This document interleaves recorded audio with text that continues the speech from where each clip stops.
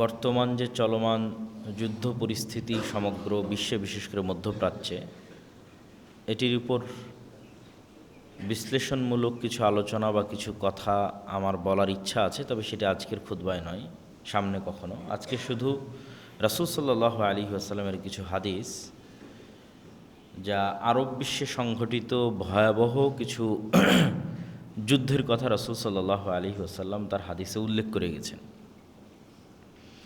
যেটা একদিন হবেই, যেহেতু রাসূল সাল্লাল্লাহু আলাইহি ওয়াসাল্লাম বলেছেন। আজ হোক অথবা কাল হোক, কয়েকশো বছর পরে হোক, কয়েক হাজার বছর পরে হোক, এটি ঘটবেই।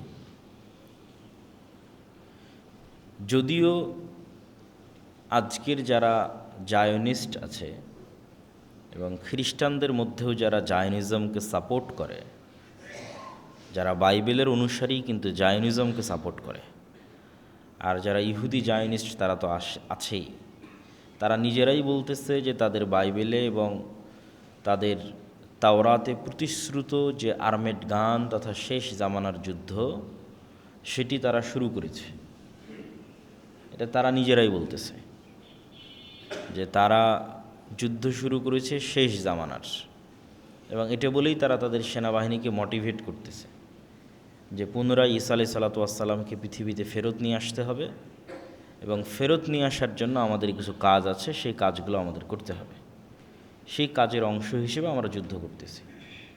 এই যুদ্ধের পলিটিক্যাল কোনো গ্রাউন্ড, বাস্তব কোনো গ্রাউন্ড নাই, শুধু দৈব বাণীকে বিশ্বাস করা, ভবিষ্যৎবাণী, ধর্মীয় বাণীকে বিশ্বাস করা যে ঈসা আলাইহিস সালামকে ফেরত নিয়ে আসতে হবে, নিয়ে আসতে হলে এটা এটা করতে হবে, অতএব আমরা সেটা করব।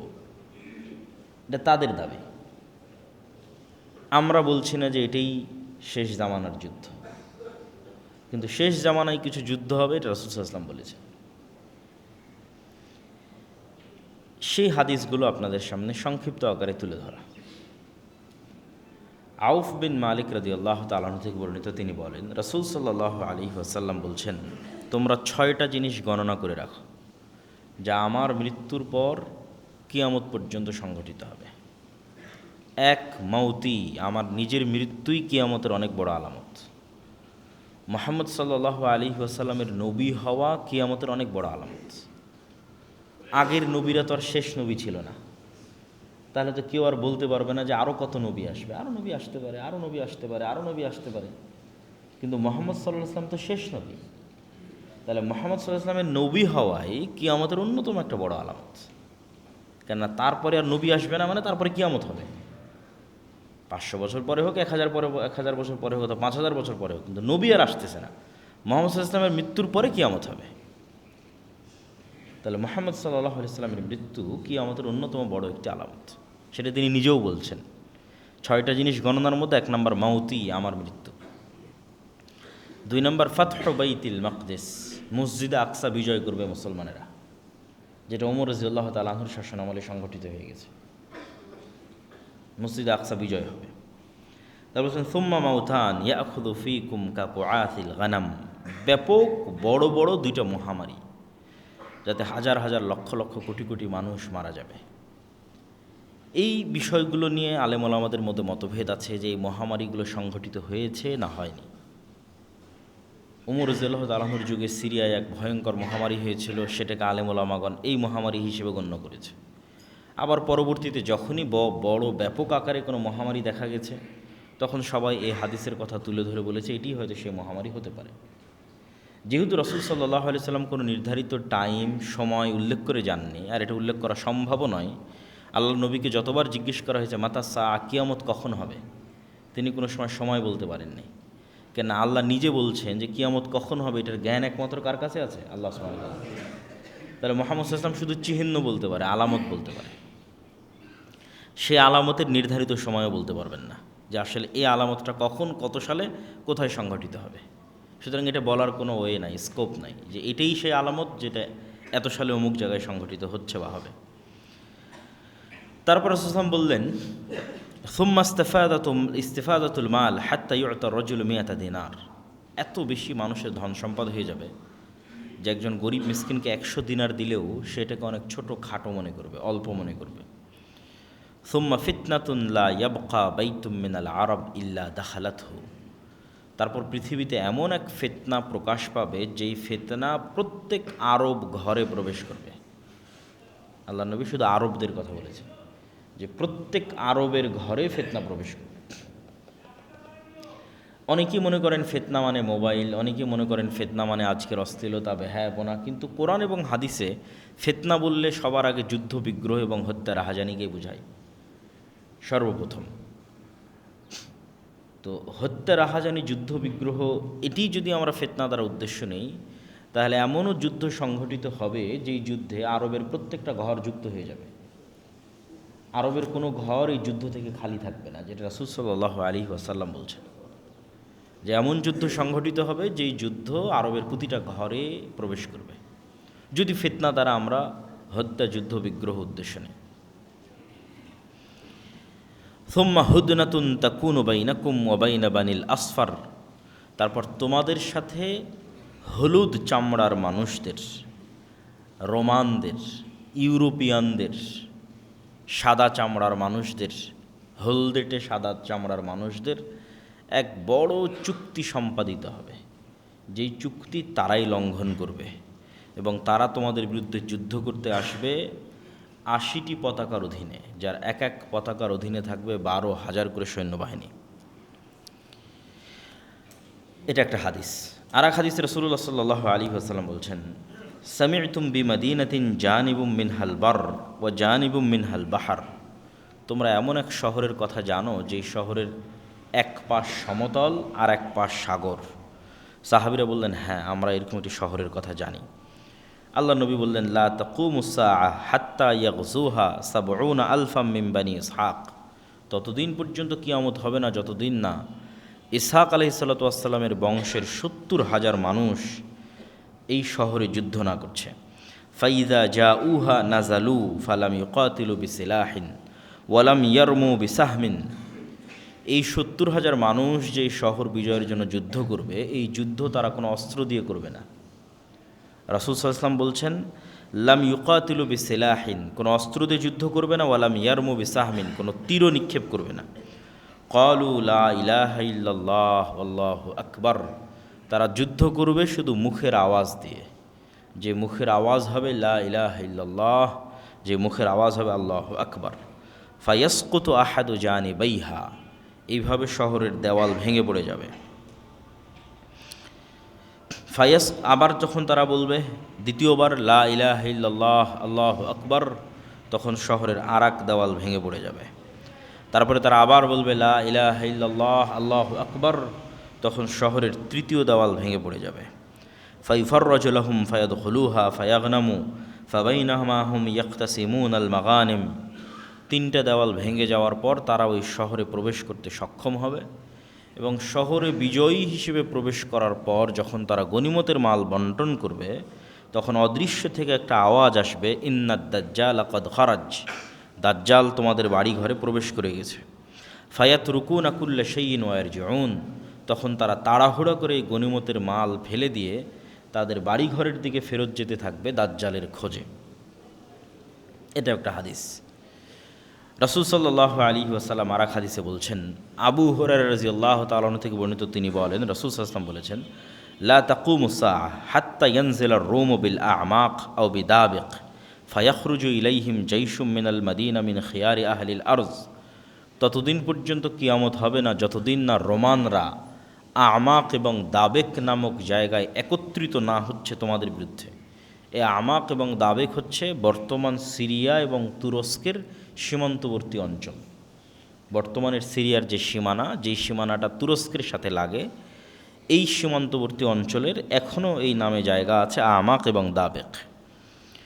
সেই দিন মদিনা থেকে বের হবে একটা সেনাবাহিনী যারা তৎকালীন বিশ্বের সর্বশ্রেষ্ঠ মানুষ। রাসূল সাল্লাল্লাহু আলাইহি ওয়াসাল্লাম বলছেন, ফাইজা তাসাফু ক্বালাতির রূম খাল্লু বাইনানা ওয়া বাইনাল্লাযী সাবাউ মিন্না নুকাতিলুহুম, তখন মদিনা থেকে আসা এই সর্বশ্রেষ্ঠ অশ্বারোহী বাহিনীকে রোমানরা বলবে, তোমরা আমাদের জন্য রাস্তা ছেড়ে দাও, আমরা এই সিরিয়ান শামের এদের সাথে যুদ্ধ করতে চাই, তোমরা কেন মধ্যে বাধা হচ্ছ? ফায়াকুলুল মুসলিমুনা লা ওয়াল্লাহি লা নুখাল্লি বাইনাকুম ওয়া বাইনা ইখওয়ানিনা, তখন মদিনার মানুষরা বলবে, আমরা আমাদের সিরিয়ার ভাইদেরকে একা ছেড়ে দিতে পারি না। ফায়ুকাতিলুনাহুম ফায়ানহাজিমু সুলুসুন লা ইয়াতুবুল্লাহু আলাইহিম। ভয়ঙ্কর যুদ্ধ হবে।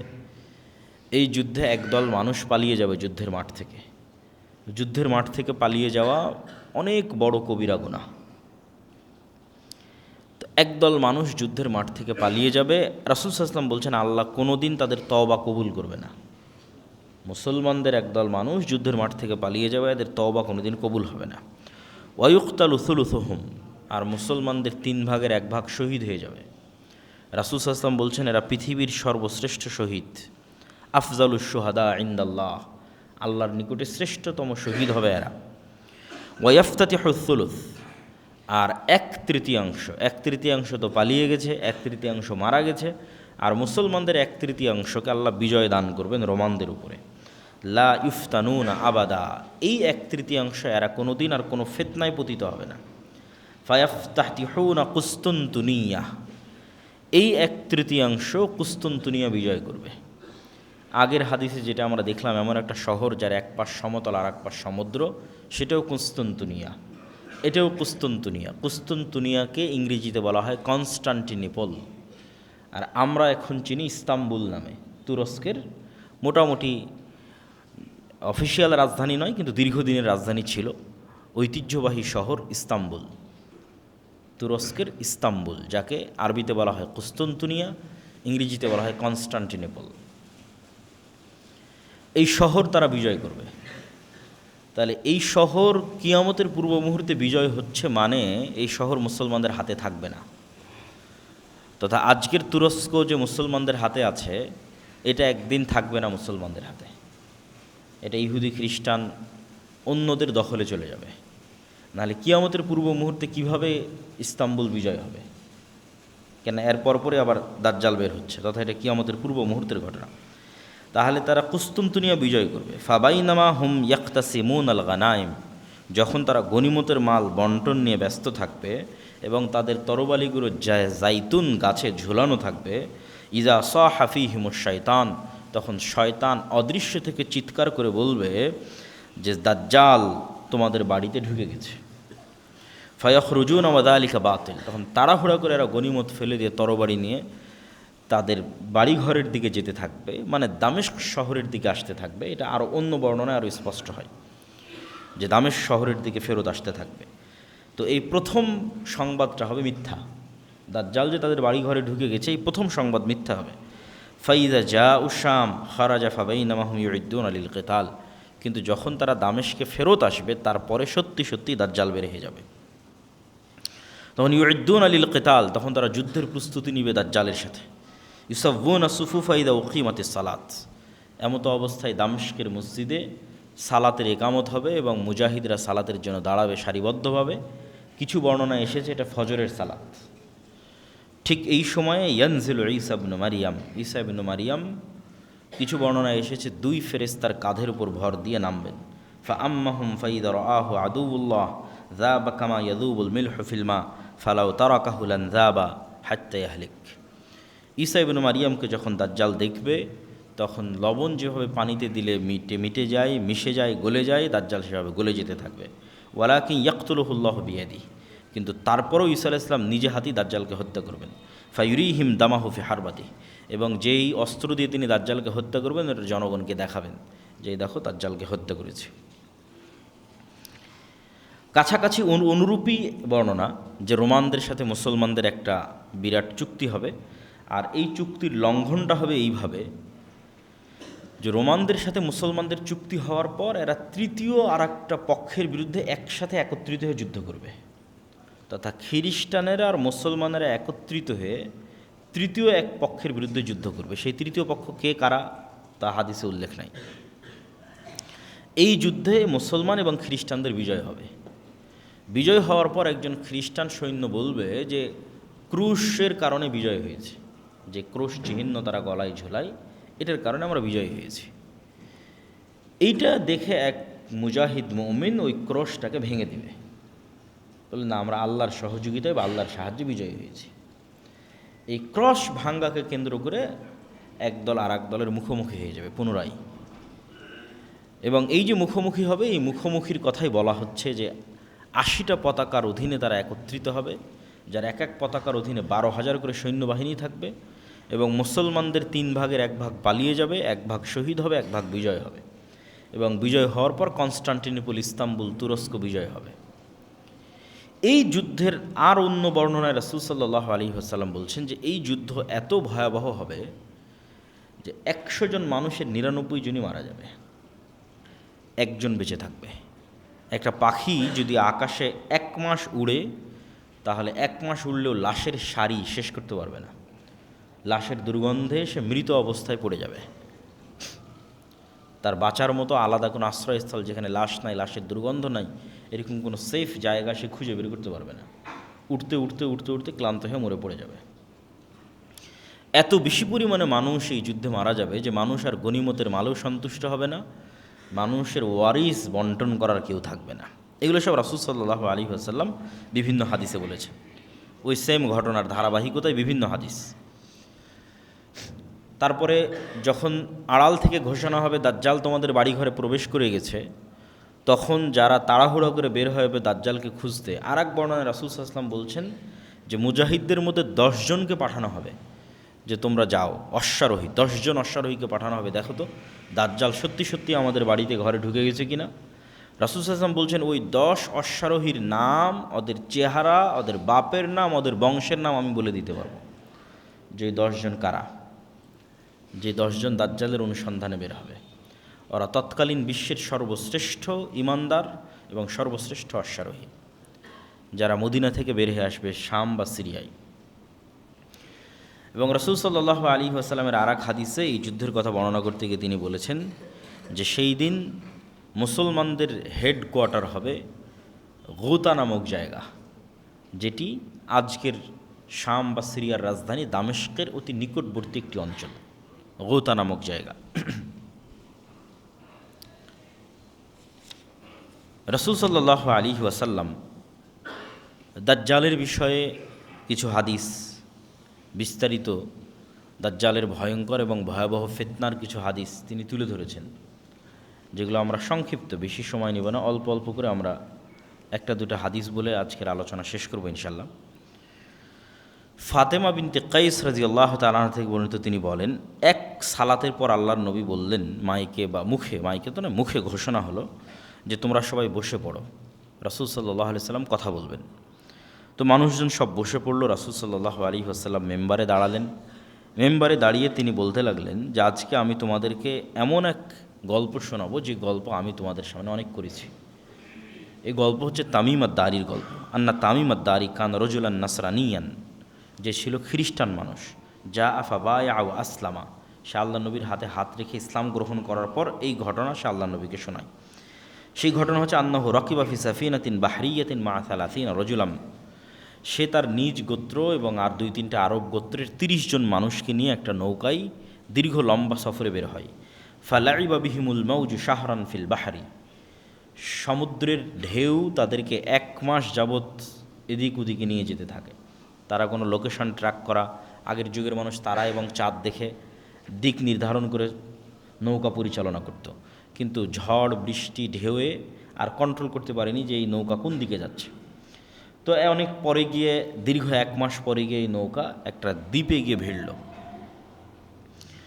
সংক্ষেপে আমি শেষ করে দিচ্ছি। একটা দ্বীপে ভিড়ার পর, লাগার পর তারা সেখানে নামলো। নামার পর দেখতেছে একটা প্রাণী, ফালাকিয়াতুম দাব্বাতুন, একটা ভয়ঙ্কর প্রাণী যার অত্যধিক চুলের কারণে লা ইয়াদরুনা মা কুবুলুহু মিন দুবুরিহি, সামনে কোনটা পিছন কোনটা, মুখ কোন দিকে পিছন কোন দিকে এটা বোঝা যাচ্ছে না অত্যধিক চুলের কারণে।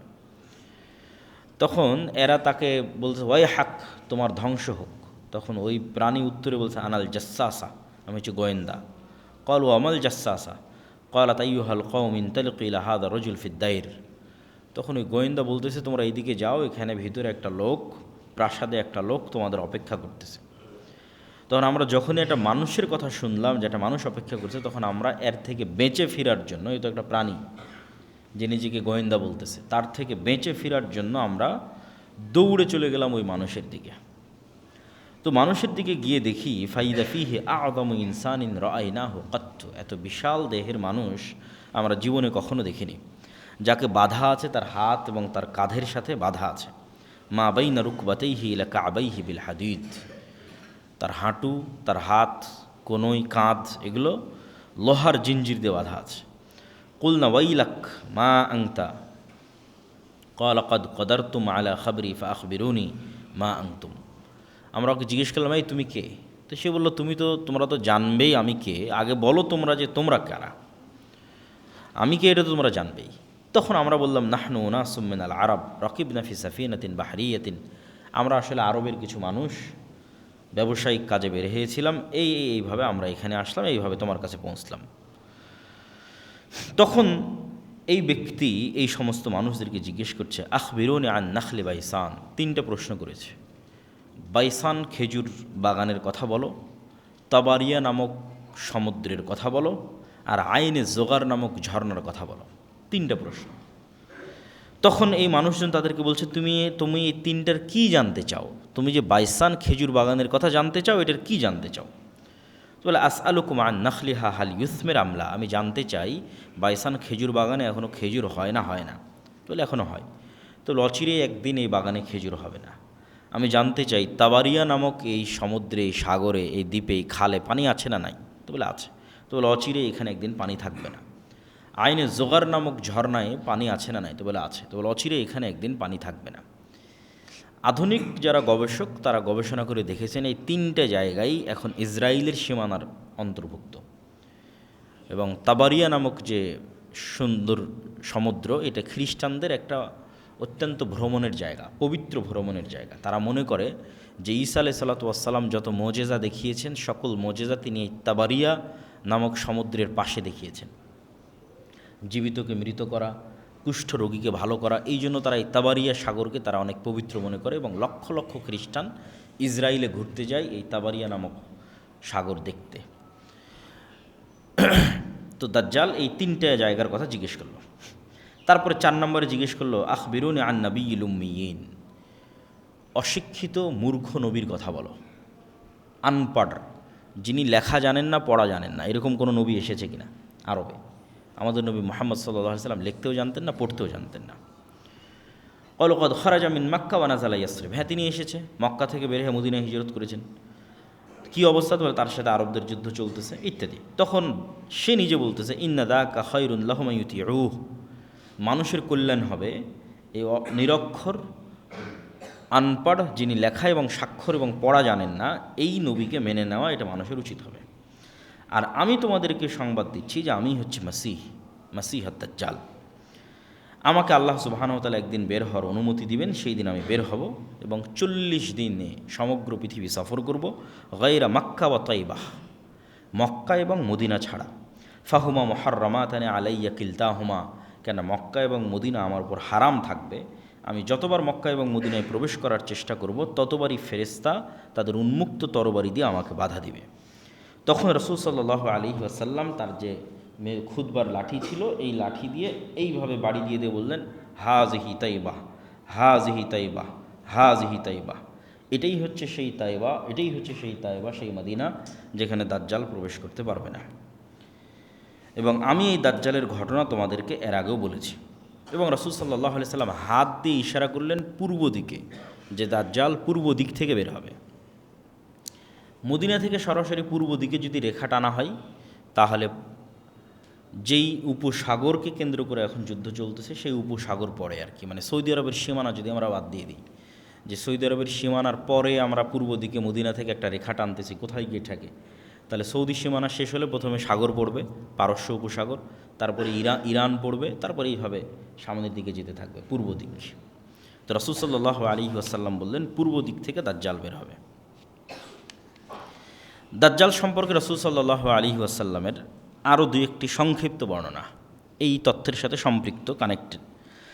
দাজ্জাল যে 40 দিন পৃথিবীতে ঘুরবে, এই 40 দিনের প্রথম দিন হবে 1 বছরের সমান, এই 40 দিনের দ্বিতীয় দিন হবে 1 মাসের সমান, এই 40 দিনের তৃতীয় দিন হবে 1 সপ্তাহের সমান, এবং এই 40 দিনের বাকি 37 দিন হবে স্বাভাবিক দিনের সমান।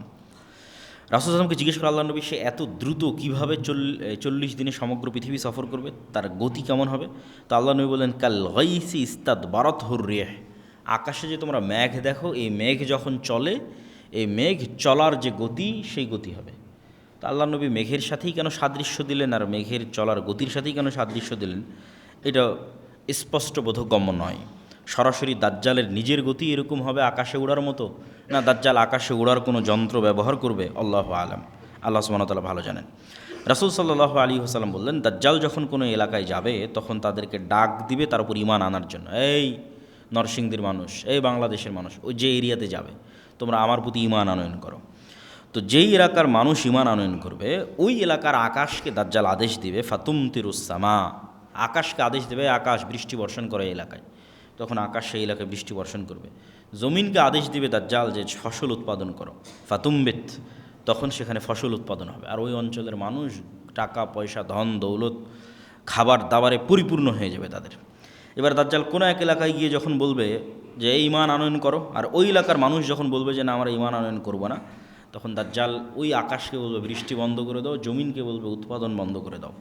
ওই এলাকা থেকে দাজ্জাল যখন চলে যাবে তখন সেটা দুর্ভিক্ষে পরিণত হয়ে যাবে। আর এক হাদিসে রাসূল সাল্লাল্লাহু আলাইহি ওয়াসাল্লাম, আমরা যে শাম সিরিয়ার যে মুজাহিদদের কথা বলতে যখন ঈসা আলাইহিস সালাম আসবে, ওখানেও বলা আছে যে শাম বা সিরিয়ার মানুষ দাজ্জালের আনুগত্য না করার কারণে সেখানে দুর্ভিক্ষ দেখা দিবে এবং মানুষ তার ধনুককে আগুনে পুড়িয়ে সেটার রশি খাওয়া শুরু করবে, এই পরিমাণ দুর্ভিক্ষ দেখা দিবে। তখন তারা ঈসা আলাইহিস সালামের অপেক্ষা করবে এবং ঈসা আলাইহিস সালাম আসার পর দাজ্জালের এই ভয়ঙ্কর ফিতনা থেকে তারা মুক্তি পাবে। নাহলে দাজ্জালের এই ভয়ঙ্কর ফিতনা এমনভাবে মানুষকে গ্রাস করবে, প্রত্যেক যে মানুষের ন্যূনতম দুনিয়াবি লোভ আছে, ন্যূনতম, সেই ফিতনায় বাদিয়ে দিবে। আর যে মানুষের চুল পরিমাণ দুনিয়ার লোভ নাই, যে মৃত্যুর জন্য প্রস্তুত, যে আমার জন্ম হয়েছে বাস মরার জন্য, ঈমান অবস্থায় মৃত্যুকে সকল কিছুর উপর প্রাধান্য দিবে, এই ধরনের মানুষেরা দাজ্জালের ফিতনা থেকে বেঁচে যেতে পারে। এটা পৃথিবীর সবচেয়ে ভয়ঙ্কর ফিতনা, যে ফিতনা সম্পর্কে অতীতের সকল নবী রাসূল সতর্ক করেছেন। রাসূলুল্লাহ সাল্লাল্লাহু আলাইহি ওয়াসাল্লাম দাজ্জালের কথা বলতে গিয়ে আরও বলেছেন যে দাজ্জাল মদিনার একজন মানুষকে হত্যা করে জীবিত করবে। দাজ্জাল যখন মদিনায় যাবে, মদিনার মধ্যে তো প্রবেশ করতে পারবে না, মদিনার পাশে যখন যাবে তখন মদিনা বিশাল ঝাঁকুনি হবে, ভূমিকম্প হবে, এবং এই ভূমিকম্পে মদিনার যারা ফাসেক ফাজের মোনাফিক আছে তারা মদিনা থেকে বের হয়ে এসে দাজ্জালের পূজা করবে। আর একমাত্র পাক্কা মুমিনেরা মদিনায় থেকে যাবে, যাদের ঈমান খুব মজবুত, টপ লেভেলের। তো ওই রকম একজন ঈমানদার ব্যক্তি বের হয়ে আসবে যাকে দাজ্জাল হত্যা করবে, যে দাজ্জালকে অস্বীকার করবে এবং হত্যা করার পর আবার জীবিত করবে। জীবিত করার পর ওকে বলবে যে এই তোমাকে হত্যা করেছিলাম, তোকে জীবিত করলাম, এখনও তুমি আমাকে, আমার প্রতি ঈমান আনতেছো না, আমাকে রব্বুল আলামিন হিসেবে বিশ্বাস করতেছো না। তখন এই মুজাহিদ বলবে যে আমার আগের চেয়ে ইয়াকিন বেশি হয়ে গেছে যে তুমি সেই দাজ্জাল, আগের চেয়ে আমার ঈমান আরও মজবুত হয়ে গেছে। তখন দাজ্জাল আরও ক্ষিপ্ত হবে এবং তাকে আবারও হত্যা করতে চাইবে, কিন্তু তাকে হত্যা করতে পারবে না। দাজ্জালের যে সংক্ষিপ্ত ঘটনা, এই ঘটনা শেষ হওয়ার পর কী হবে?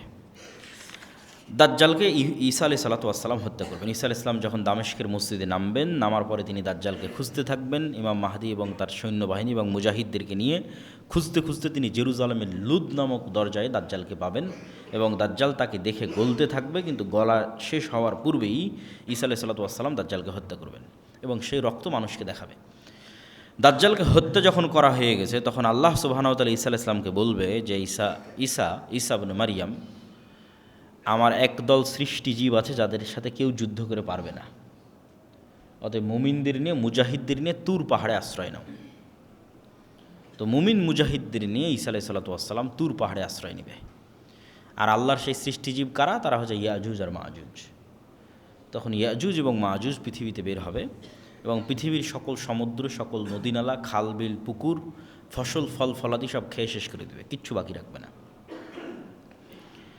এবং এই ইয়াজুজ এবং মাজুজের এই ভয়ঙ্কর যে পরীক্ষা, আসলে মুসলমানদের শক্তি যে দুনিয়াবি শক্তি নয়, এটা এই জায়গাতেও প্রমাণ হয় যে একজন নবী তিনি তুর পাহাড়ে আশ্রয় নিয়ে আছে, তাকে আল্লাহ বলছে না যে তুমি যাও ইয়াজুজ মাজুজের সাথে যুদ্ধ করো, কারণ আল্লাহ আগেই বলে দিয়েছে যে আমার একদল বান্দা আছে, ইবাদান লি, আমার বান্দা, লা ইয়াদান লি আহাদিন বিকিতালিহিম, কারো ক্ষমতা নাই যে ওদের সাথে যুদ্ধ করবে। তাহলে ঈসা আলাইহিস সালামের বাঁচার রাস্তা কি? আল্লাহর কাছে কান্নাকাটি করা। একজন নবী আল্লাহর কাছে এবার কান্নাকাটি করবে, ইমাম মাহদী সহ এবং সকল মুজাহিদ সেনাবাহিনী সহ, যে আল্লাহ ইয়াজুজ মাজুজের এই বিপদ থেকে আমাদের রক্ষা করেন। খাবার নাই, পানি নাই, কয়দিন এভাবে চলে। তাহলে আল্লাহর কাছে ফিরে যাওয়া ছাড়া এবং আল্লাহর আশ্রয় ছাড়া মুমিন এবং মুসলমানদের বাঁচার কোনো রাস্তা নেই। এটা নবী ঈসা জীবিত থাকা অবস্থায় দাজ্জালের মতো এত ফিতনা অতিক্রম করার পরেও, দাজ্জালকে নিজে হাতে হত্যা করার পরে এবার ঈসা আলাইহিস সালামকে আল্লাহর কাছে কাঁদতে হচ্ছে তুর পাহাড়ে। তো যখন ঈসা আলাইহিস সালাম এবং ইমাম মাহদী এবং মুজাহিদরা আল্লাহর কাছে তুর পাহাড়ে কাঁদবে, তখন আল্লাহ সুবহানাহু ওয়া তাআলা তাদের দোয়া কবুল করে এক প্রকার বিষাক্ত পোকা, অসুস্থতা এই সমস্ত ইয়াজুজ এবং মাজুজের ঘাড়ে দিয়ে দিবেন, যেটার কারণে তারা সব মারা যাবে এবং সেটার দুর্গন্ধে টেকা যাবে না। তখন আবার ঈসা আলাইহিস সালাম এবং মুজাহিদরা আল্লাহর কাছে আবার কান্নাকাটি করে দোয়া করবে।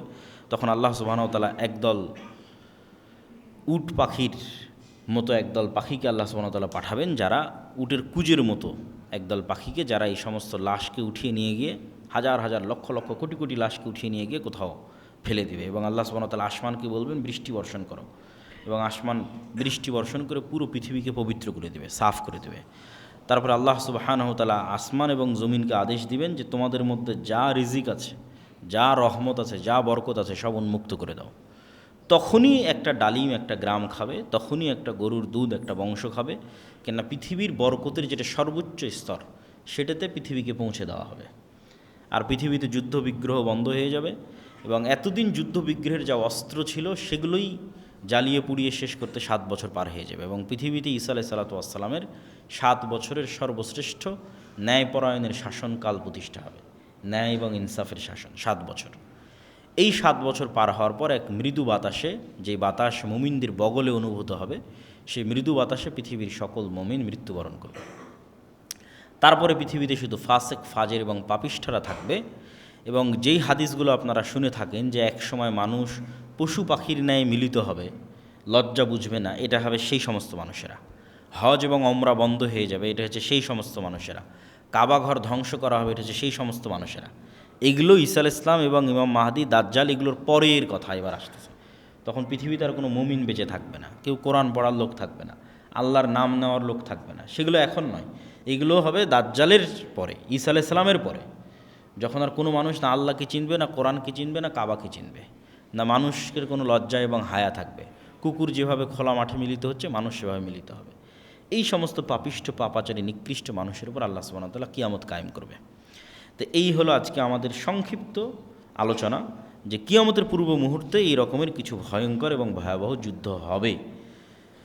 সেই যুদ্ধটা কখন, কোথায়, কিভাবে, কোন যুদ্ধ সেটা নির্দিষ্ট করে বলা কঠিন, কিন্তু এই রকমের ভয়াবহ ভয়ঙ্কর যুদ্ধ হবে, যেটা রাসূল সাল্লাল্লাহু আলাইহি ওয়াসাল্লাম বলছেন। এবং অন্তত একটা জিনিস ক্লিয়ার, যে শাম এবং সিরিয়ার মানুষেরা ঈমানের উপর থাকবে, মদিনার মানুষেরা ঈমানের উপর থাকবে। একটা জিনিস পরিষ্কার, মদিনা থেকে মুজাহিদ বের হবে, শাম এবং সিরিয়া থেকে মুজাহিদ বের হবে, এবং তারাই মূলত ইমাম মাহদী এবং ঈসা আলাইহিস সালাতু ওয়াস সালামের সঙ্গী হবে। এবং আরও একটা জিনিস পরিষ্কার, যে মুসলমানেরা কনস্টান্টিনোপল, ইস্তাম্বুল, তুরস্ক বিজয় করবে। যদিও মানুষের ইচ্ছা এবং কামনা হওয়া উচিত নয় যে সে এইটার অংশ হবে। কেন উচিত নয়?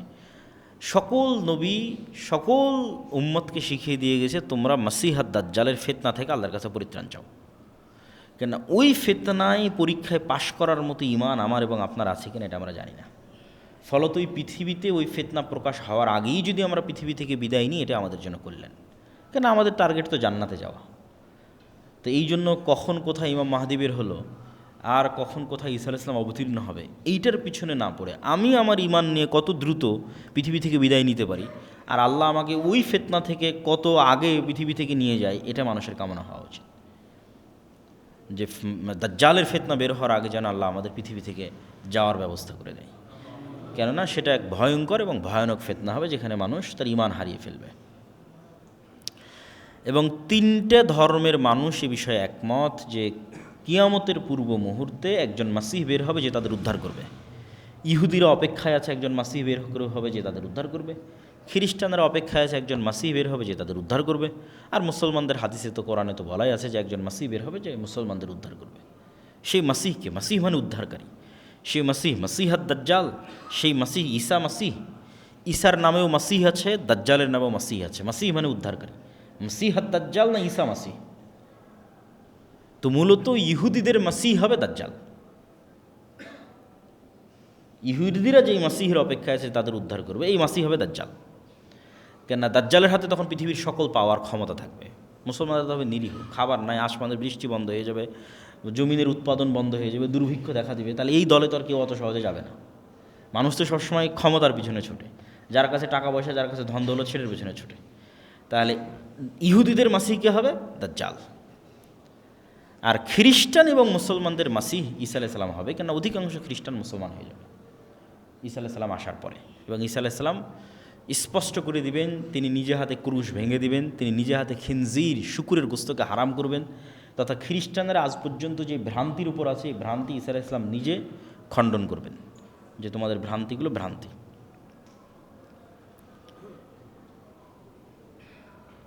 আর রমজান মাসকে সামনে রেখে আমাদের যে করণীয় কাজ, সেই করণীয় কাজের মধ্যে সবচেয়ে জরুরি কাজ, 1 নম্বর জরুরি কাজ, যেটা রমজানে কোনো মতেই মিস দেওয়া উচিত নয়, সেটা হচ্ছে 5 ওয়াক্ত সালাত। স্বাভাবিকভাবেই দেওয়া উচিত নয়, কিন্তু আমি সিয়ামও পালন করছি আবার সালাত আদায় করি না, এই সিয়ামের কোনো গুরুত্ব নাই, এই সিয়ামের কোনো দাম নাই। দাজ্জাল যখন আসবে তখনও সাহাবীর রাসূল সাল্লাল্লাহু আলাইহি ওয়াসাল্লামকে জিজ্ঞেস করল, আল্লাহ নবী সালাত কেমনে হবে? একদিন যদি 1 বছর হয়, সালাত কেমনে হবে? তাহলে দেখেন সাহাবীদের মাথায় সালাত কিভাবে ঢুকে আছে, যে দাজ্জালের ফিতনার ভয়ে ভীত হয়ে অন্য কোনো প্রশ্ন নয়, তাদের মাথায় প্রথম ক্যাচ করেছে সালাত। ঈসা আলাইহিস সালাতু ওয়াস-সালাম যখন তার মায়ের কোলে, ফাআশারাত ইলাইহি ক্বালু কাইফা নুকাল্লিমু মান কানা ফিল মাহদি সাবিয়্যা ক্বালা ইন্নী আব্দুল্লাহ আতানিয়াল কিতাবা ওয়া জাআলানি নাবিয়্যা। ঈসা আলাইহিস সালাম বললেন মায়ের কোল থেকে যে আমি আব্দুল্লাহ, আল্লাহর বান্দা, আল্লাহ আমাকে নবী করেছে। ওয়া জাআলানি মুবারাকান আইনামা কুনতু, আর আমি যেখানেই থাকি না কেন আমি বরকতময়। ওয়া আওসানি বিস-সালাতি ওয়াজ-যাকাতি মা দুমতু হাইয়্যা, আর আমার আল্লাহ আমাকে আদেশ দিয়েছে যেন আমি মরা পর্যন্ত সালাত আর যাকাত দিই, সালাত আদায় করে আর যাকাত দিই। কোরআনের আয়াত। যে ঈসা আলাইহিস সালাম যখন ছোট্ট শিশু, তখন উনি মায়ের কোল থেকে বলতেছেন যে আল্লাহ তাকে আদেশ দিয়েছে যেন তিনি সালাত আদায় করেন, এবং আল্লাহ তাকে আদেশ দিয়েছে যেন তিনি যাকাত দেন। তার সালাত কত গুরুত্বপূর্ণ হতে পারে। ইব্রাহিম আলাইহিস সালাতু ওয়াস-সালাম তার কওমের জন্য, তার পরবর্তী প্রজন্মের জন্য যে কয়েকটা দোয়া করেছেন, তার মধ্যে 2টা দোয়া সবচেয়ে গুরুত্বপূর্ণ। রব্বি জাআল হাযাল বালাদা আমিনা ওয়াজনুবনি ওয়া বানিয়া আন না'বুদাল আসনাম। আল্লাহ, এই যে শহর মক্কা শহর, এটাকে নিরাপদ করে দেন কিয়ামত পর্যন্ত, আর আমার পরবর্তী প্রজন্ম যেন ভুলেও মূর্তি পূজক না হয়। তাহলে মূর্তি পূজা কতটা শিরক, কতটা ভয়ঙ্কর খারাপ জিনিস, যে ঈসা আলাইহিস সালাম তার পরবর্তী প্রজন্ম জন্য যে গুরুত্বপূর্ণ দোয়াটা করতেছেন, সেখানে তিনি জায়গা দিচ্ছেন যেন তার পরবর্তী প্রজন্ম মূর্তি পূজক না হয়, মানে শিরক না করে। আর আরেকটা কী দোয়া করছেন? রব্বি জাআলনি মুকিমাস সালাহ ওয়া মিন যুররিয়াতি। আল্লাহ, আমি যেন সালাত আদায়কারী হই, আর আমার পরবর্তী প্রজন্ম যেন সালাত আদায়কারী হয়, আমার পরবর্তী প্রজন্ম যেন বেনামাজি না হয়। তাহলে মুসলমানের জন্য পৃথিবী থেকে বিদায় নেওয়া এমতো অবস্থায় যে সে বেনামাজি, এমতো অবস্থায় যে সে কোরআন জানে না, কোরআন পড়ে না, বিনা সালাত বিনা কোরআনে মুসলমানের পৃথিবী থেকে বিদায় নেওয়া উচিত নয়। 2টা জরুরি জিনিস মুসলমানকে নিশ্চিত করতেই হবে তার হায়াত থাকা পর্যন্ত। 1, সে সালাত আদায়কারী হবে, 2, সে কোরআন পড়া জানবে এবং কোরআন পাঠকারী হবে। তাহলে রমজান মাসের 1 নম্বর জরুরি কাজ 5 ওয়াক্ত সালাত, 2 নম্বর জরুরি কাজ কোরআন।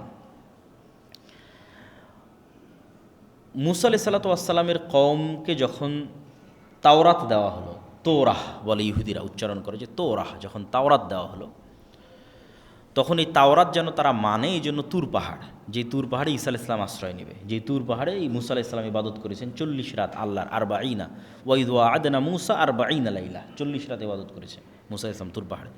এই তুর পাহাড়কে আল্লাহ ইহুদিদের মাথার উপর তুলে ধরেছে, তুলে ধরে বলছে, হয় তাওরাত মানার ওয়াদা কর, না হলে পাহাড় ছেড়ে দিয়ে এখনই হত্যা করে দিলাম, এখনই ধ্বংস করে দিলাম। তখন বানু ইসরাঈল বলছে, ঠিক আছে, আমরা তাওরাত এবং তাওরাতে যা আছে এটা মানব।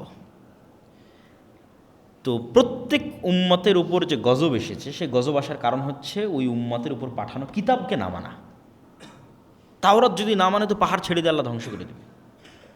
তাহলে উম্মতে মুহাম্মাদির উপর গজব আসবে যদি তারা কোরআনকে অবহেলা করে। আর উম্মতে মুহাম্মাদের উপর গজব নূহ আলাইহিস সালামের কওমের মতো বন্যার আকারে হবে না, লূত আলাইহিস সালামের কওমের মতো শহর উল্টিয়ে দেওয়া হবে না, আদ সামুদের মতো বিকট আওয়াজ বা ঝড়ো বাতাসে পরিপূর্ণ ধ্বংস হবে না। তাহলে উম্মতে মুহাম্মাদের উপর গজব কি? উম্মতে মুহাম্মাদি যদি কোরআন অবহেলা করে, বা আমি গজবে আছি কি না এজ এ উম্মতে মুহাম্মাদি, সেটা আমি বুঝবো কিভাবে? সেটা হচ্ছে আমাদের উপর ভিন্ন জাতিকে আল্লাহ চাপিয়ে দেবে।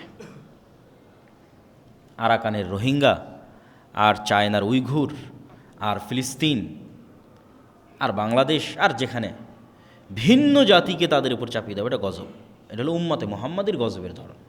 উম্মতে মোহাম্মদের গজব বন্যা নয়, ভূমিকম্প নয়, শহর উল্টিয়ে দেওয়া নয়, আকাশ থেকে অগ্নিবৃষ্টি নয়, বিকট আওয়াজ নয়। উম্মতে মোহাম্মদের গজব হচ্ছে ইহুদি, খ্রিস্টান, হিন্দুরা এদেরকে কুচুকাটা করবে। যখন দেখবেন করতেছে তখন বুঝবেন গজব। যেমন হালাকু খা, চেঙ্গিস খা যখন বাগদাদে গিয়ে লক্ষ লক্ষ মানুষকে জবাই করেছে বাগদাদে, বুঝতে হবে এটা গজব। কেন এই গজব আসতেছে? কোরআনকে অবমূল্যায়ন করার কারণে। ইন্নাল্লাহ ইয়ারফাউ বিহাযাল কিতাবি আকওয়ামান ওয়া ইয়াদউ বিহি আখারিন। কোরআন এবং এই উম্মতের শক্তি সামর্থ্য দাঁড়িপাল্লায় সমান সমান। আমার এবং আপনার বাড়িতে, আমার এবং আপনার সমাজে কোরআনের মূল্য যেই মানে থাকবে, পৃথিবীতে এই উম্মতের ক্ষমতা, দাপট, শক্তি সেই লেভেলে থাকবে। কোরআন আমাদের বাড়িতে, আমাদের ঘরে যেই নিম্ন লেভেলে থাকবে, পৃথিবীতে উম্মতে মুহাম্মাদের অবস্থা সেই নিম্ন লেভেলে থাকবে। এটা রাসূল সাল্লাল্লাহু আলাইহি ওয়াসাল্লামের হাদিসের আমি অনুবাদ করতেছি, যে তাহলে আমার এবং আপনার পৃথিবীর উন্নতি নির্ভর করতেছে কোরআন পড়া, মানা, বুঝা এবং শিখার উপর। পৃথিবীতে যদি উম্মতে মুহাম্মাদি চায় যে তারা শক্তিশালী, সামর্থ্যবান, পাওয়ারফুল হবে, তাহলে ফিরে আসতে হবে কোরআনের কাছে। এই রমজান মাস হচ্ছে কোরআনের মাস। শাহরু রমাদান আল্লাযী উনজিলা ফীহিল কোরআন। এবং ওই যে দাজ্জালের ফিতনা থেকে বাঁচার রাস্তাও কিন্তু কোরআন। সূরা কাহফের প্রথম 10 আয়াত এবং সূরা কাহফ দাজ্জালের ফিতনা থেকে মুক্তির রাস্তা। তো ওই সূরা কাহফ তো কোরআনেরই অংশ। কোরআন যাদের অন্তরে প্রথিত হয়ে আছে এরা ফিতনায় পতিত হবে না, মানে কোরআনের বুঝ এবং কোরআনের জ্ঞান যাদের ভিতরে আছে। এই জন্য রমজানকে কেন্দ্র করে মসজিদ, মাদ্রাসা, মক্তব, আমরা দাওয়া ইলাল্লাহর মাধ্যমে 7 শতাধিক মক্তব পরিচালিত করতেছি, যেটার একটা প্রতিযোগিতা আপনারা হয়তো এনটিভির পর্দায় অথবা আমাদের ফেসবুকে দেখতে পাচ্ছেন। এনটিভির পর্দায় প্রতিদিন বিকেল 3টায় প্রচারিত হয়। এটা শুধু মক্তবের বাচ্চারা না, মাদ্রাসার, না ইংলিশ মিডিয়াম স্কুলের, না কোথাও, একদম গ্রামে গঞ্জে প্রত্যন্ত অঞ্চলে মসজিদে যে মক্তব হয় সেখানে। তাহলে দ্বিতীয় জরুরি কাজ কোরআন, 1 নম্বর জরুরি কাজ সালাত, দ্বিতীয় জরুরি কাজ কোরআন, তৃতীয় জরুরি কাজ রমজান মাসের ফজিলত যদি আমরা পেতে চাই, যে অতীতের সকল গুনাহ ক্ষমা হয়ে যাওয়া, তাহলে গুনাহ মুক্ত রমজান হতে হবে, গুনাহ মুক্ত সিয়াম হতে হবে, না হলে এই ফজিলত পাওয়া যাবে না। ফজিলত এক জিনিস, ফারজিয়াত আদায় হওয়া এক জিনিস। ফারজিয়াত আদায় হওয়ার ফজিলত দুইটা সম্পূর্ণ ভিন্ন জিনিস। তুমি যদি নিয়মিত ক্লাসে 40%, সর্বনিম্ন 40% যদি ক্লাসে উপস্থিতি থাকে, তাহলে তোমার ছাত্রত্ব টিকবে। আর যদি ক্লাসে উপস্থিতি 100% থাকে, তাহলে তোমাকে এই পুরস্কার দেওয়া হবে। ছাত্রত্ব টিকা আর পুরস্কার পাওয়া অনেক পার্থক্য আছে। তো আমি ঠিক আছে না খেয়ে থাকলাম, লজ্জাস্থান হেফাজতে, পেটের সিয়াম আর লজ্জাস্থানের সিয়াম। এই সিয়ামের কারণে কি হবে? সিয়াম না থাকার গুনাহ থেকে আমি বেঁচে যাব, ফারজিয়াত আদায় হয়ে যাবে। কিন্তু ফজিলত পূরণ করার জন্য আমাকে একটা শর্ত পূরণ করতে হবে, সেটা হচ্ছে গুনাহ মুক্ত রমজান লাগবে, গুনাহ মুক্ত সিয়াম লাগবে। জিহব্বারও সিয়াম লাগবে, চোখেরও সিয়াম লাগবে, কানেরও সিয়াম লাগবে, হাতেরও সিয়াম লাগবে, পায়েরও সিয়াম লাগবে। চোখ দেখবে না অশ্লীল দৃশ্য, কান শুনবে না অশ্লীল কথা, মুখ বলবে না অপ্রয়োজনীয় গীবত, পরনিন্দা, জিহব্বায় উচ্চারিত হবে আল্লাহর জিকির, উচ্চারিত হবে কোরআন, চোখ দিয়ে পড়বে আল্লাহর কোরআন, হাত দিয়ে ইবাদত করবে আল্লাহর, এবং সকল গুনাহ থেকে মুক্ত থাকবে। এবার পাবে ওই ফজিলত যে কেউ যদি রমজানে সিয়াম রাখে, কেউ যদি রমজানে তারাবির সালাত আদায় করে, কেউ যদি লাইলাতুল কদরের রাত জাগে, তাহলে তার অতীতের সব গুনাহ মাফ হয়ে যাবে। এটা স্পেশাল অফার, ফজিলত, পুরস্কার। এইটা পূরণ করতে হলে গুনাহ মুক্ত রমজান লাগবে। এই জন্য রমজানের তৃতীয় জরুরি কাজ, যে রমজানে আপনাকে টার্গেট নিতে হবে যে আমি শুধু পেট আর লজ্জাস্থানের সিয়াম থাকবে না, পুরো শরীরের সিয়াম চলবে, তথা পুরো শরীরের সকল অঙ্গ প্রত্যঙ্গকে সকল গুনাহ থেকে বিরত রাখা। আল্লাহ সুবহানাহু ওয়া তাআলা আমাদের তৌফিক দান করুক, আল্লাহুম্মা আমিন। রমজান মাসের চতুর্থ জরুরি কাজ অত্যধিক পরিমাণে দান, সাদাকা এবং জাকাত বের করা। দেখেন ঈসা আলাইহিস সালামের যে আয়াতটা পড়লাম, ওইটাতে ঈসা আলাইহিস সালাম বলতেছে আল্লাহ আমাকে আদেশ দিয়েছে সালাত আর জাকাতের, কোথাও আল্লাহ জাকাতকে আলাদা করেনি সালাত থেকে। তাহলে আমাদের ব্রেনে সালাতের গুরুত্ব যেই মানের, নিশ্চিত থাকেন জাকাতের গুরুত্ব ওই মানের। কেন কোরআনে কোথাও জাকাতকে, অর্থনৈতিক ইবাদতকে সালাত থেকে আলাদা করা হয়নি। শুরুতেই বলছে ওয়ায়ুকিমুনাস সালাহ ওয়া মিম্মা রাযাকনাহুম ইউনফিকুন, একদম প্রথম সূরা বাকারা, যে তারা সালাত আদায় করে এবং আল্লাহর রাস্তায় দান করে। আল্লাহ সুবহানাহু ওয়া তাআলা জান্নাত বিক্রি করে দিবেন যারা শহীদ হবে জীবন দিয়ে, আর যারা টাকা দিয়ে জান্নাত কিনে নেবে। তো এই জন্য জাকাত পুঙ্খানুপুঙ্খ হিসাব করে বের করতে হবে। 7.5 ভরি স্বর্ণ, 52 তলা রৌপ্য, রৌপ্যর হিসেবে জাকাত বের করলে গরিব মিসকিনের হক বেশি আদায় হয়। এখন স্বর্ণের যে দাম 22, 23, 25 লাখ টাকার মালিক না হলে তো জাকাতই ফরজ হবে না। এই জন্য রৌপ্যের আলোকে জাকাত বের করা ভালো। 1 লাখ টাকা সমপরিমাণ সম্পদ, 80,000 থেকে 1 লাখ, এটাই নেশাব হওয়ার জন্য যথেষ্ট। আর নেশাব যখন 1 বছর অতিক্রম করবে, 1 বছর পর যখন আবার দেখবেন হ্যাঁ আপনার কাছে 1 লাখ বা সমপরিমাণ টাকা আপনার কাছে আছে, তখন আপনি এবার জাকাতের হিসাব করবেন। হিসাব করতে গিয়ে সব একত্রিত করবেন, যত স্বর্ণ আছে, যত গয়না আছে, যত ক্যাশ মানি আছে, ব্যাংক ব্যালেন্স, যত টাকা জমা রাখা আছে, মানুষের কাছে পাওনা পাবেন এরকম যত টাকা আছে সব একত্রিত করে তার 2.5%, বর্তমান বাজার দর ধরে 2.5%। আর ব্যবসায়ী হলে আপনার বিক্রিযোগ্য পণ্য কতখানি আছে, কাঁচামাল কতখানি আছে, যেমন সুতা কতখানি এখন স্টকে আছে, আর কাপড় তৈরি করেছেন এখন বাজারে বিক্রি হবে সেটা কতখানি আছে। ফিক্সড অ্যাসেট হিসাবের মধ্যে আসবে না। ব্যবসায়িক কাজের জন্য যে সমস্ত গাড়ি ঘোড়া বাড়ি এগুলো চলতেছে, বাড়ি ভাড়া নেওয়া আছে, মেশিনারিজ চলতেছে, এগুলোর জাকাত লাগবে না। ঠিক আপনি যে গাড়ি ব্যবহার করছেন, বাড়িতে আছেন, এগুলোর জাকাত লাগবে না। প্রত্যেক যেখান থেকে ইনকাম হয় ওটার জাকাত লাগে। জমিতে যখন ফসল হয় তখন ওষুধ দিতে হয়, ফসল নাই, জমির কোনো ট্যাক্স নাই, ইনকাম হলেই জাকাত। তো জাকাত খুব জরুরি এবং খুব গুরুত্বপূর্ণ। জাকাত যদি না দেওয়া হয় তাহলে জাকাত অনাদায়ী সম্পদের ধরন হিসেবে শাস্তি হবে। জাকাত অনাদায়ী সম্পদ যদি স্বর্ণরৌপ্য হয়, জাহান্নামের আগুনে ছ্যাঁক দিয়ে পিঠে ছ্যাঁক দেওয়া হবে, আর বলা হবে দেখো তো এটা কত মজাদার, কত সুস্বাদু, বিরিয়ানি যেমন স্বাদ এটা ওরকম স্বাদ না। আল্লাহ ওই শব্দ ব্যবহার করছে যে বলো তো স্বাদ কেমন লাগতেছে, আনন্দ কেমন লাগতেছে, আল্লাহ কীরকম মজাক করতেছে, ঠাট্টা করতেছে জাকাত অনাদায়কারী ব্যক্তির সাথে। দেখেন যে আমরা খাবারের জন্য যেই স্বাদ শব্দটা ব্যবহার করি ওইটা তার জন্য ব্যবহার করা হবে। আর যদি জাকাত অনাদায়কারী সম্পদ হয় এমনি টাকা পয়সা ধন দৌলত, তাহলে ওইটা হবে সাপের আকৃতিতে, ছবল দিবে আর বলবে আমি তোমার সেই সম্পদ, সঞ্চিত সম্পদ যার জাকাত দাওনি, এখন স্বাদ কেমন একটু দেখো, সুস্বাদু কত আমার এই ছবল। আর যদি জাকাত অনাদায়কারী সম্পদ হয় গরু ছাগল, তাহলে এগুলোকে শিং দেওয়া হবে, খুর দেওয়া হবে, এরা ওই ব্যক্তিকে তার পায়ের আঘাতে এবং মাথার আঘাতে আহত করতে থাকবে আর বলতে থাকবে আমি তোমার সেই সম্পদ যার জাকাত হয়নি। এই জন্য জাকাত দিতেই হবে। রমজান মাসে পঞ্চম জরুরি কাজ শেষ 10 দিন রাত জাগা, এতেকাফ করা, লাইলাতুল কদরকে অনুসন্ধান করা। লাইলাতুল কদরি খায়রুম মিন আলফি শাহর। নূহ আলাইহিস সালাতু ওয়াস সালামের কওম 900 বছর হায়াত পাওয়ার পরেও নেকিতে উম্মতে মুহাম্মাদিকে পাল্লা দিতে পারবেন, অথচ উম্মতে মুহাম্মাদের বয়স 60 বছর। তাহলে নূহ আলাইহিস সালামের একটা কওম যদি কেউ 900 বছর আল্লাহর ইবাদত করে, হিসেবে তো কি বেশি আগে জান্নাতে যাওয়ার কথা এবং বেশি উঁচুতে স্থান দেওয়ার কথা। কিন্তু বেশি আগে জান্নাতে যাবে, বেশি উঁচুতে স্থান পাবে মাত্র 60 বছরের জীবন পাওয়া উম্মতে মুহাম্মাদ। এটা কোরআনের বরকত, লাইলাতুল কদরের বরকত। লাইলাতুল কদরের এক রাতি খায়রুম মিন আলফি শাহর, 1000 মাসের চেয়ে উত্তম। তাহলে কেউ যদি প্রতি বছর একটা করে লাইলাতুল কদর পায়, তাহলে ওর জীবনে ইবাদতের পরিমাণ কত বছরের সমান হতে পারে। তাহলে লাইলাতুল কদর এবং কোরআনকে মূল্যায়ন করে উম্মতে মুহাম্মাদি অতীতের উম্মতের চেয়ে ইবাদতে এবং নেকির প্রতিযোগিতায় এগিয়ে যাবে। এই জন্য লাইলাতুল কদরকে আমাদের অনুসন্ধান করতে হবে। রমজান মাসে লাইলাতুল কদর আছে নিশ্চিত, রমজান মাসের মধ্যে লাইলাতুল কদর আছে এটা নিশ্চিত। ইন্না আনজালনাহু ফি লাইলাতুল কদর শাহরু রমাজান আল্লাযী উনজিলা ফীহিল কোরআন, দুটো আয়াত। আমি এটাকে অবতীর্ণ করেছি লাইলাতুল কদরে, আর শাহরু রমাজান আল্লাযী উনজিলা ফীহিল কোরআন, রমজান মাসে কোরআন অবতীর্ণ করেছি। তাহলে আমি যদি কোরআন লাইলাতুল কদরে অবতীর্ণ করে থাকি, রমজানে অবতীর্ণ করে থাকি, তাহলে লাইলাতুল কদর রমজানের মধ্যে আছে, আর বাইরে যাওয়ার সুযোগ নাই। এখন রমজানের মধ্যে মানুষ তার চেষ্টা অনুযায়ী লাইলাতুল কদরকে খুঁজবে। যারা রমজানের প্রতি রাত জাগবে তাদের তো শতভাগ নিশ্চয়তা। যারা তার চেয়ে কম জাগতে চায় তারা শেষ 10 দিনের প্রত্যেক রাত, যারা তার চেয়ে কম জাগতে চায় তারা শেষ 10 দিনের বিজোড় রাত, এর নিচে নামার সুযোগ নেই। শুধু 27, শুধু 21 এরকম কোনো স্পষ্ট দলিল কোরআন এবং হাদিসে নাই। শেষ 10 দিনের বিজোড়ের কথা রাসূল সাল্লাল্লাহু আলাইহি ওয়াসাল্লাম বলেছেন। আর যারা এতেকাফে থাকবে তাদের জন্য জরুরি হচ্ছে রমজান মাসে এতেকাফ অবস্থায় অন্য স্বাভাবিক গল্প তো বহু পরের কথা, অন্য আলেম ওলামার বক্তব্য শোনা, অন্য আলেম ওলামার বই পড়াও ঠিক না। এতেকাফ অবস্থায় আপনার কাজ জিকির, সালাত, কোরআন, দোয়া, ব্যাস। এইভাবে এতেকাফকে মূল্যায়ন করতে পারবেন। এতেকাফে বসে আপনি সারাদিন ফোন চালাচ্ছেন, এটা এতেকাফ হলো না। এতেকাফ মানে সোশ্যালি ডিসকানেক্টেড হওয়া।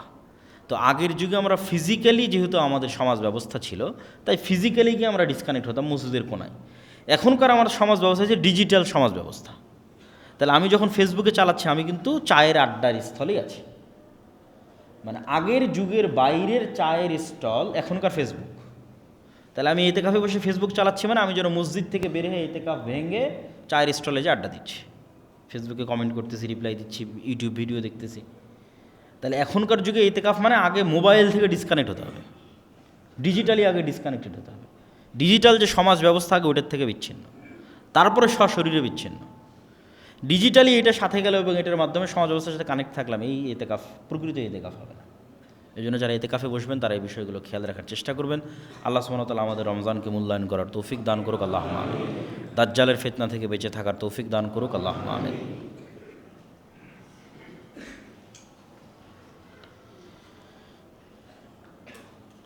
আলহামদুলিল্লাহ ওয়াহদাহু ওয়াসসালাতু ওয়াসসালামু আলা মান লা নাবিয়্যা বা'দাহু।